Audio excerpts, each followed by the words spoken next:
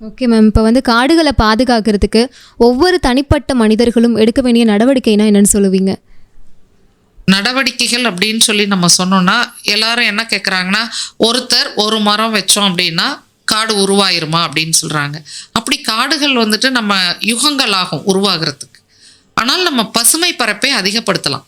இப்ப நம்மளோட தஞ்சாவூர்லயே எடுத்துக்கிட்டோம் அப்படின்னா, இந்த வனநாள் மார்ச் 31 அன்னைக்கு ஒவ்வொருத்தரும் ஒருத்தர் ஒரு மரம் நட்டானாவே 30,00,000 மரக்கன்றுகள் நட முடியும். இந்த 30,00,000 மரக்கன்றுகள்ல 50% மரங்கள் அப்படின்னா 15,00,000 மரங்கள் வந்துட்டு அடுத்த வருஷம் உயிரோட இருக்கும்.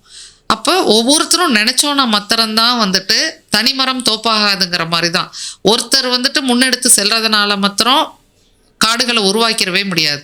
நம்ம எல்லாருக்கும் காடுகள் மேல் ஒரு ஆசை வரணும்.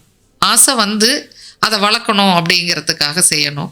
இன்னொன்று, நம்ம எப்படி வந்துட்டு ஒரு பர்த்டே அப்படின்னா கேக் வெட்டி கொண்டாடுறோமோ, அதே மாதிரி ஒரு நம்மளுடைய நியூ இயர், நம்மளுடைய பொங்கல், நம்மளுடைய பர்த்டே, நம்மளுடைய இண்டிபெண்டன்ஸ் டே, அந்த மாதிரி எந்த நாட்கள் வந்தாலும் அந்த நாளை வந்துட்டு மரம் வச்சு தான் கொண்டாடணும்.